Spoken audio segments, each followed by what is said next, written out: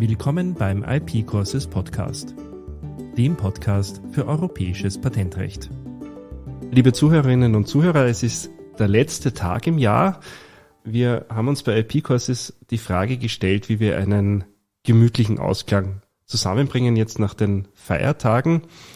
Und wir haben beschlossen, das wieder in einer Panel-Diskussion zu machen. Daher begrüße ich ganz herzlich Fabian Heiberg, der heute eine Entscheidung mitgebracht hat. Ja. Oder eigentlich keine, ja, doch keine Entscheidung, aber erstmal hallo, eigentlich keine Entscheidung, aber jetzt haben wir uns aber noch mal kurz überlegt, ja, vielleicht ein kleines Diskussionsbeispiel wäre auch heute nett und darum habe ich einfach eine kleine Patentanmeldung samt Prüfungsverfahren mitgebracht, die so ein bisschen was mit der Silvester-Thematik zu tun hat. Heute soll es zumindest ein bisschen nebenbei, um Feuerwerkskörper gehen.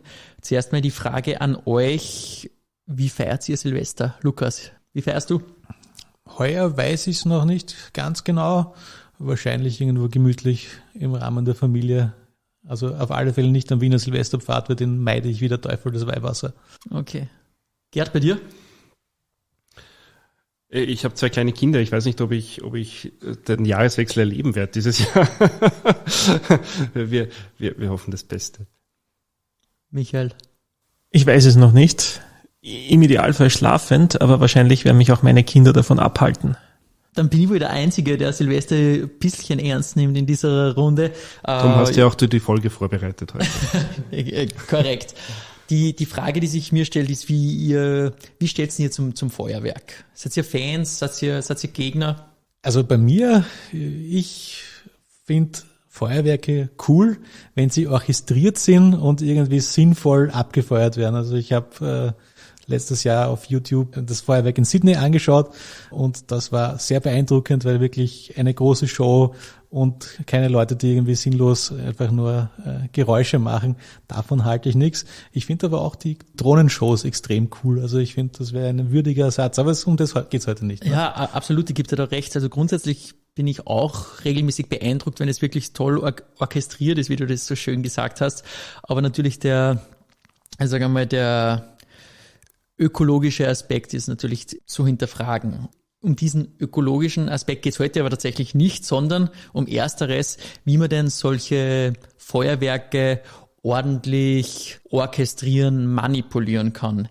Es ist nämlich schon aus dem Stand der Technik bekannt, dass man üblicherweise mittels solcher Feuerwerkskörper vorgegebene Bilder erzeugt. Beispielsweise Herzformen, Smileys, Sterne. Funktioniert so, dass man bereits diese Leuchtmittel, die dann auf irgendwelche Art und Weise zum Explodieren gebracht werden, in dem Feuerwerkskörper entsprechend anordnet, dieses Gerät dann in die Luft abfeuert und dann hofft, dass sich das dann eben nach der Zerlegung so ausbreitet, wie man es eben vorher angeordnet hat. Das heißt, ich kann im Prinzip die Form, was ich dann gerne am Himmel sehen würde, bereits in dem Feuerwerkskörper so definieren und das schreibt sich dann so in den Himmel. Das ist die Hoffnung. Ne? Das ist die Hoffnung, die unser Erfinder bei meiner Patentanmeldung, die ich heute mitgebracht habe, das ist nämlich die EP 312828. Diese Vorstellung sieht unser Erfinder als gegeben an. Das ist möglich. Das wird so gemacht, aber er sieht auch ein Problem dabei. Nämlich, das Problem liegt dann vor, man schießt diese Rakete auf irgendwelche Art und Weise in den Himmel, das rotiert in alle Richtungen. Dann habe ich das Problem, dass beim Zerlegen dieser vorher zurechtgelegten Körper, wie auch immer, das kann in alle Richtungen zerlegt werden, so dass es beispielsweise vorkommen kann, dass wenn man jetzt ein Herz in den Himmel abfeuern will, dass es am Kopf steht, dass das verzerrt ist, dass die Leuchtpunkte nur in einer Linie am Himmel sind, so dass das Herz gar nicht erkennbar ist. Und das ist das Problem aus dem Stand der Technik, das unser Erfinder lösen möchte. Das Janusköpfige des Archaischen, sehr fein. Gibt es denn eine Lösung? Es gibt eine Lösung. Die Lösung sieht Folgendes vor. Er hat nämlich, ich kann es wirklich vorlesen, weil es einfach ganz schön ist, wenn man einmal so Anspruchswortlaute vorgelesen bekommt. Für Patentanwälte zumindest. Es ist nämlich eine Feuerwerkskörperaufnahmevorrichtung samt Feuerwerkskörper zur kontrollierten Darstellung von Figuren am Himmel beansprucht. Und wie ist es jetzt möglich? Der Erfinder sieht Folgendes vor. Er hat da irgendeine Feuerwerkskörperaufnahme, die ist trichterförmig mit einem Loch, und in diese Feuerwerkskörperaufnahme kann ein entsprechender Feuerwerkskörper hineingesteckt werden. Und dieser Trichter weist jetzt neben dieser Aufnahmefunktion noch weitere Merkmale auf, nämlich einerseits einen Sensor zur Bestimmung des Erdmagnetfelds und zweitens eine Vorrichtung zum Bestimmen des Zündzeitpunkts. Könnt ihr euch vorstellen, was unser Erfinder mit diesem Sensor zur Bestimmung des Erdmagnetfelds bezwecken will? Schauen, wo unten ist, hätte ich gesagt. Schauen, wo unten ist, beziehungsweise generell schauen, wo alle Richtungen sind. Man will einfach, oder der Erfinder will beim Abfeuern zu jedem Zeitpunkt die Lage des Feuerwerkskörpers im Himmel bestimmen können. Und gemeinsam mit dieser Zündvorrichtung, die eben einen bestimmten Zündzeitpunkt vorgeben kann, soll dann die Rakete eben nur zu einem solchen Zeitpunkt gezündet werden, wo die Ausrichtung eine entsprechende, in dem Fall wird es wahrscheinlich relativ, wenn möglich, senkrechte Ausrichtung hat, sodass dieses Motiv auf die gewünschte Art und Weise zerlegt und am Himmel abgebildet werden kann. Also das heißt, das ist Teil der Rakete und nicht Teil der Abschussvorrichtung? Das fragt sich die Prüfungsabteilung genauso. Also der Erfinder beansprucht grundsätzlich mal nur so eine Aufnahmevorrichtung für sich selbst, ja, dann einen Raketenkörper mit dieser Aufnahmevorrichtung und dann auch ein Verfahren. Also genau das ist das große Problem. Man kennt sie nicht wirklich aus, zumindest zu dem frühen Zeitpunkt, ob jetzt diese Vorrichtung in den Himmel geschossen wird oder nicht. Ich kann da, glaube ich, auch aus dem Prüfungsbescheid vorlesen, einfach weil ich es durchaus ein bisschen amüsant finde. Ich sage mal, die Verzweiflung vom Prüfer ist durchaus zu erkennen. Ich zitiere: Der Gegenstand des Anspruchs 1 ist im Allgemeinen sehr unklar, da es weder den Ansprüchen noch der Beschreibung eindeutig zu entnehmen ist, ob diese Feuerwerkskörperaufnahmevorrichtung verschossen wird oder nicht. Und das ist so das Grundproblem. Also, wie gesagt, ich habe heute nur ein Prüfungsverfahren mitgebracht. Klarheit ist das große Thema. Aber wenn ich das Ding nicht mit draufschieße, wie kann ich das denn auslösen? Also, ja, du musst es am Boden so lang drehen, bis es die richtige Ausrichtung hat. Naja, aber das hilft mir ja nichts. Ich meine, die Rakete fliegt drauf und ich kann ja nicht vermeiden, dass sie die Rakete dreht im Verlauf ihres Flugs. Das heißt, diese Aufnahmevorrichtung, oder wie heißt das? Sie könnte ja mitfliegen, die Aufnahmevorrichtung. Ja, das meine ich. Diese Aufnahmevorrichtung, die muss ich ja mit draufschießen und die nimmt halt einfach nur diesen Körper dann auf, der sie dann letztendlich in der Luft zerlegt. Was wir da machen, ist Auslegung von Anspruchsmerkmalen und das macht das EPA ja nicht so gerne. Ja, die haben halt gern die Klarheit vorher, bevor sie auslegen. Und ich glaube, in dem Fall, kann man dem Prüfer durchaus recht geben, dass das nicht so klar hervorgeht. Es war nur für mein Verständnis die Frage, geht's denn eigentlich überhaupt, dass diese Aufnahmevorrichtung am Boden bleibt? Ich glaube, es ist fast unmöglich, da hätte ich auch eine Frage, nämlich zum Aufbau von diesem Feuerwerkskörper. Ist das so eine Rakete, wie man sie kennt, mit einem Holzstabel, der nach oben geschossen wird? Weil es gibt ja für andere, also es gibt ja auch diese kugelförmigen, die man normalerweise für irgendwelche komplexeren Feuerwerke benutzt, und da gibt es ja dann tatsächlich so eine Abschussvorrichtung, von der ausgehend, dass dann nach oben geschossen wird. Also dieser Aufnahmekörper, der mündet in einem Durchbruch, und dieser Durchbruch ist dann wohl eben für so einen Leitstab, nennt sich das im Patent. Tut mir leid, dass ich das Fachjargon nicht gewusst habe. Ja, kein Problem. Aber genau für das ist das vorgesehen und für mehr oder weniger handelsübliche Raketen, die halt so ein Motiv am Himmel darstellen können. Also das war ja nur der erste Klarheitsmangel. Es hat dann auch noch weitere Dinge gegeben, die der Prüfer aufgezeigt hat. Den Prüfer hat nämlich gestört, dass im Anspruch 4-mal vorzugsweise vorgekommen ist, also sehr, sehr viele Eventualitäten im Anspruch. Auch das wird von den Prüfern wohl nicht zu gern gesehen, also 4-mal ist schon sehr, sehr viel. Und im Anspruch wurden auch für dasselbe Merkmal unterschiedliche Begriffe verwendet. Einmal Stab, einmal Leitstab. Du hast das Problem schon fast antizipiert. Und abgesehen davon hat der Prüfer auch gesagt, dieses Ding ist nicht erfinderisch.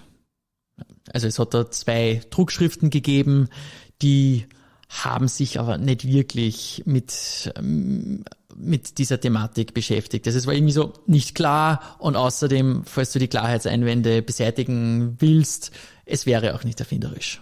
Fabian, hast du jetzt herausgefunden, wie das funktioniert? Ja, und zwar mit Hilfe des Vertreters des Erfinders. Der hat nämlich dann, wie man es gewohnt ist, auf den Prüfungsbescheid bzw. auf die Stellungnahme zum Recherchenbericht eine Erwiderung abgegeben. Und von dieser Erwiderung, da kann man wirklich in Sachen Effizienz was lernen. Also das war sowas von knackig abgehandelt. Dürfte ein sehr erfahrener Vertreter gewesen sein, weil der weiß ganz genau, wie er mit den Prüfern offenbar umzugehen hat. Er hat wirklich immer nur satzweise reingeschrieben, doch, also bezüglich der Frage, wird das Ding jetzt abgeschossen mit der Rakete, hat er gesagt, ja, wird abgeschossen. Bezüglich der vorzugsweise Problematik hat er gesagt, vorzugsweise bedeutet, das sind nur fakultative Merkmale. Das war einfach nähere Begründung hat's dazu nicht gegeben. Diese Leitstab- und Stabproblematik hat er dahingehend lösen wollen, dass er gesagt hat, dieser Leitstab ist der Stab und das war die Eingabe, ja. Und da hat er dann mal abgewartet, was der Prüfer dazu sagt. Vielleicht wollte er einfach den Prüfer dazu motivieren, auch auszulegen und im Wege der Auslegung auf die einzig wahre Sichtweise auf die Erfindung zu kommen. Bezüglich der Auslegung, war das vielleicht seine Intention? Ich weiß es nicht, aber der Prüfer... Aber kommt's denn in Bezug auf die Klarheit auf das an, was der Vertreter in der Erwiderung auf den Bescheid schreibt? Also manchmal hat man das Gefühl, dass das dem EPA genügt, wenn man sagt, so ist es.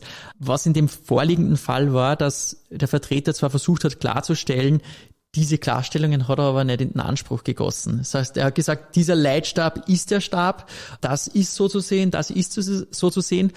Was dann der Prüfer gemacht hat, und das ist aus meiner Sicht nachzuvollziehen, sagt, ja, wenn es denn so ist, bitte auch in die Ansprüche gießen und unabhängig davon Aufgabe-Lösungsansatz und wurde mir immer noch nicht gezeigt, warum ist denn dieses Ding erfinderisch? Ich würde sagen, es gibt von den Klarheitseinwänden gibt's immer zwei Sorten. Es gibt die, im Anspruch fehlt irgendwas oder das Amt tut sich schwer, damit zu verstehen, was man eigentlich beansprucht hat. Und bei dem zweiten Fall kann es helfen, dass man erklärt, wie es eigentlich gemeint ist. Beim ersten Fall hilft es in der Regel nicht, dass man sagt, so ist gemeint, aber es steht halt nicht im Anspruch, oder? Habt ihr da andere Meinungen dazu? Ja, ich glaube, es ist obsolet, weil jetzt ist ja alles anders. Und ich merke tatsächlich auch schon eine andere Herangehensweise. Also ich kriege jetzt nicht mehr so diesen klassischen Klarheitseinwand und daher kann ich nicht prüfen, sondern es wird schon differenziert zwischen, so ist ausgelegt, daher ist Neuheit erfinderische Tätigkeit so zu beurteilen und im Übrigen ist es unklar. Das heißt, du siehst, es gibt die Zeit Prä-G1 aus 24 genau. Und ja schon, also man merkt, das ist offensichtlich ein Prä-G1 aus 24 Prüfungsverfahren.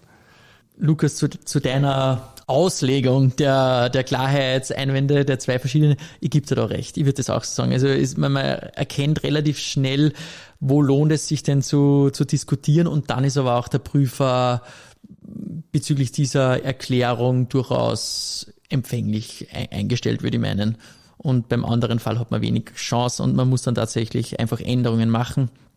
Und solche Änderungen, beziehungsweise dahingehend war dann auch der Vertreter einsichtig und hat dann gesagt, ja, okay, dieser Leitstab ist zwar der Stab, aber es gibt auch nur im Anspruch jetzt nur mehr einen Stab, nämlich den Leitstab etc. Die Vorzugsweise hat er aber beibehalten und dann war eigentlich nur mehr das Problem der erfinderischen Tätigkeit und normalerweise ist man es ja eigentlich gewohnt, dass sich der Prüfer gern den Aufgabe-Lösungsansatz erklären lässt, dass er den dann irgendwo stehen hat und vor seinem Vorgesetzten oder was auch immer das vorzeigen kann und schauen Sie her, der Vertreter hat mir gezeigt, es gibt einen Aufgabe-Lösungsansatz, nachdem dieses Ding eine Erfindung ist und also neu und erfinderisch ist. Ich sage mal, so weit hat sich der Vertreter nicht treiben lassen. Er hat das relativ cool gemacht und er ist wirklich rein über die objektiv-technische Aufgabe gegangen. Der hat gesagt, wir haben die Aufgabe, eine kontrollierte Darstellung am Himmel zu erzeugen, hat wirklich überhaupt nicht die technischen Merkmale, Unterscheidungsmerkmale, technischen Wirkungen erwähnt, hat einfach nur gesagt, die 1 und die 2 beschäftigen sich nicht mit der kontrollierten Darstellung von Figuren. Deshalb ist es eine Erfindung und das hat er beim ersten Bescheid gemacht, das hat er beim zweiten Bescheid gemacht und der EPA-Prüfer hat dann gesagt, okay, wenn du das zweimal sagst, dann musst du wohl recht haben. Vielleicht hat der Prüfer sich auch gedacht, wenn du es zweimal nicht sagst, dann hilft es auch nicht, wenn ich ein drittes Mal gern einen Aufgabenlösungsansatz fordere. Das ist dem Verfahren nicht zuträglich. Genau, also der Prüfer war offenbar glücklich darüber, dass er diese 2-3 Klarheitseinwände ausgeräumt hat. Und dann hat er gesagt, ja gut, dann ist es auch offenbar eine Erfindung. Bitte sehr, hier ist die Erteilung. Wie hat er denn in Bezug auf den ersten Klarheitseinwand reagiert, dass diese Haltevorrichtung mitgeschossen wird oder auch nicht? Hat er das behoben im Patentanspruch? Nein, oder? Das war wirklich nur, er hat einfach gesagt, sie wird mitgeschossen. Und das hat gereicht? Ja. Ja, vielleicht, weil es ohnehin logisch ist und für jeden vernünftigen Menschen nachvollziehbar ist. Also aber, durchaus es gibt wirklich tatsächlich nicht zu viele Stellen in der Beschreibung, wo das explizit offenbart wird. Es gibt aber einen Absatz, soweit ich mich noch erinnere, da ist gestanden, dass Teile dieses Trichters zerfetzt auf den Boden fallen können. Und aus dieser Offenbarung ist dann mitunter das als klargestellt akzeptiert worden, dass das Ding mitgeschossen wird, weil sonst wird es das nicht zerfetzen, sonst wird dieses Ding nicht vom Himmel fallen. Aber es war eigentlich wirklich ein Satz. Das war 1.1 der Bescheidserwiderung. Dieses Ding wird mitgeschossen. Danke. Zum Aufgabelösungsansatz. Hat der Prüfer dann selbst im Erteilungsbeschluss oder wie er die Mitteilung nach Regel 71.3 mitgeschickt hat, dann selbst irgendwas argumentiert, warum das erfinderisch ist? Nein, ich hätte auch nachgesehen, ob dann er den Aufgabelösungsansatz durchgezogen hat, aber auch nicht. Ja. Ist ja nicht vorgesehen. Die Entscheidung, ein Patent zu erteilen, ist nicht begründet. Wir wissen ja nie, warum das dann tatsächlich, welcher Teil der Argumente überzeugt hat, das kann man ja manchmal gar nicht richtig nachvollziehen. Ja, hin und wieder liest du das aber dann schon im Aufgabelösungsansatz, dass der Prüfer dann akzeptiert und sagt, okay, das Argument nehme ich jetzt zurück und deswegen können wir das machen, beseitigt noch diese 4 Klarheitseinwände und gut ist es. Ja, bei den Sachen, die schon von vornherein, wo der Prüfer von sich aus im Zuge der Recherche und im Zuge der Stellungnahme zum ersten Recherchenergebnis eigentlich schon die Begründung macht, um dann schon 71.3 mehr oder weniger vorzubereiten, aber sonst. Ja, es ist jedenfalls für einen Dritten, wenn du Einspruch einlegen möchtest, extrem ärgerlich, dass du nicht weißt, warum der Prüfer das als erfinderisch angesehen hat. Ja? Dass du sozusagen dann mit neuem Stand der Technik, idealerweise mit einem neuen Zusatzdokument, dann sagst, ja, und deswegen ist es nicht erfinderisch und schon weißt, worauf es ankommt.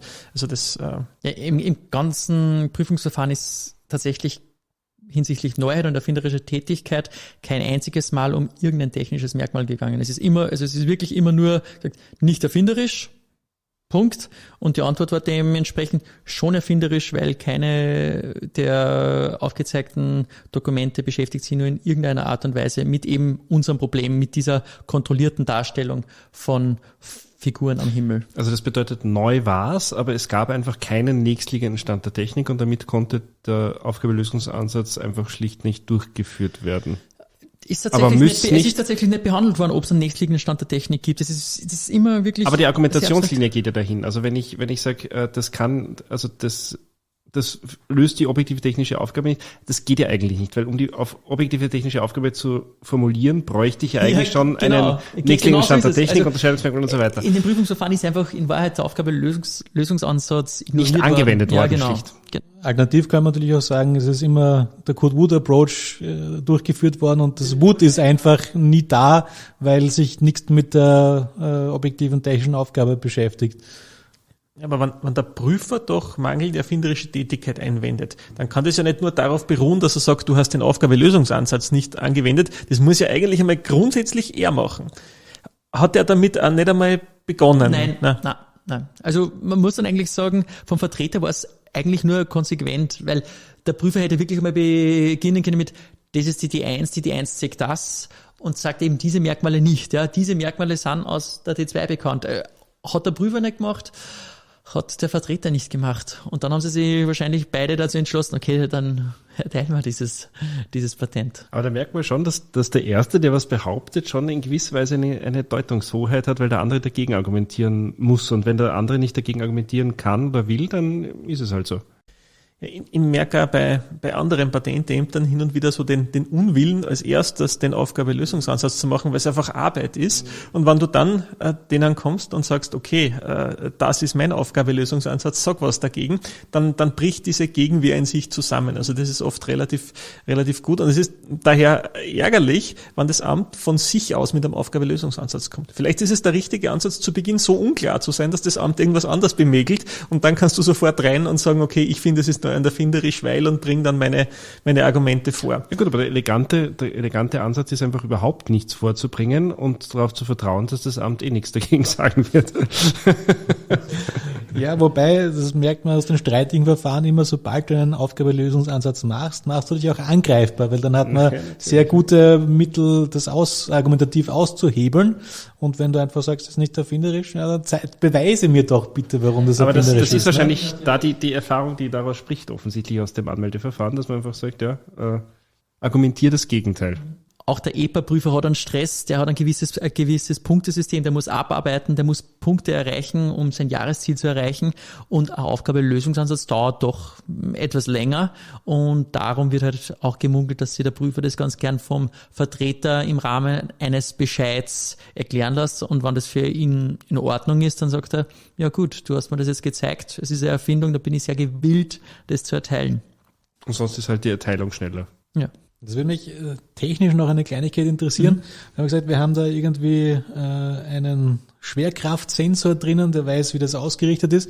Was ist denn, wenn das immer die falsche Position hat? Kommt dann die Rakete unexplodiert wieder runter oder löst die immer aus? Diese Vorrichtung hat nicht nur diesen Sensor und diese Zündevorrichtung, sie hat auch noch 1-2 zusätzliche Mittel, um einen gewissen konstanten Flug, eine konstante Fluglaufbahn zu forcieren. Also es wird entweder eine Rotation initiiert oder es ist auch vorgesehen, dass man Raketenantriebe in diese Abstoßvorrichtung integrieren kann, um eben eine konstante oder vorgebbare Flugkurve zu erreichen. Ja, ich glaube, es war offensichtlich, dass dahinter schon eine Erfindung steht. Nur die Frage ist halt, ob sie im Anspruch 1 steht oder nicht. Und ob sie wirtschaftlich anwendbar ist. Weil wenn die Technik in dem einmal verwendbaren Abschussvorrichtungsunterstützungsvorrichtung drin ist und ich brauche für jede Rakete, die schon teuer ist, dann auch noch einen Helfer, den ich nicht wieder verwenden kann, dann wird das ein noch teurer Spaß, als es nicht schon ist. Das kommt darauf an, wie wichtig das ist, die Botschaft erkennbar in den Himmel zu schreiben. Es soll Fälle geben, wo das wirklich relevant ist. Also was du natürlich vermeiden willst, wenn du ein Herz auf den Himmel projizierst, dass es irgendwie gebrochen ist. Das wäre natürlich fatal. Und dann kann man auch einmal eine solche Vorrichtung verschießen. Bisschen Romantik, Lukas, bisschen Romantik. Habe ich halt offensichtlich die wirtschaftliche Sicht überwiegen lassen und nicht die Botschaft, die man in den Himmel schreiben möchte. Michael, magst du noch was zur Romantik sagen? Nein. Na gut. Ja, es war nett, dass wir trotz eigentlich der podcastfreien Zeit trotzdem kurz zusammengekommen sind. Ich wünsche euch noch wirklich einen guten Rutsch ins neue Jahr. Ich freue mich auf das neue Jahr, auf die neuen Folgen. Und das wünschen natürlich wir alle unseren Zuhörerinnen und Zuhörer und freuen uns schon auf viele neue und spannende Folgen im neuen Jahr. Bis dahin, guten Rutsch, alles Gute, bleiben Sie gesund. Das war ein IP Courses Podcast. Für Feedback schreiben Sie uns an podcast@ipcourses.org, abonnieren Sie den Podcast und entdecken Sie weitere Informationen und Kursangebote auf www.ipcourses.org.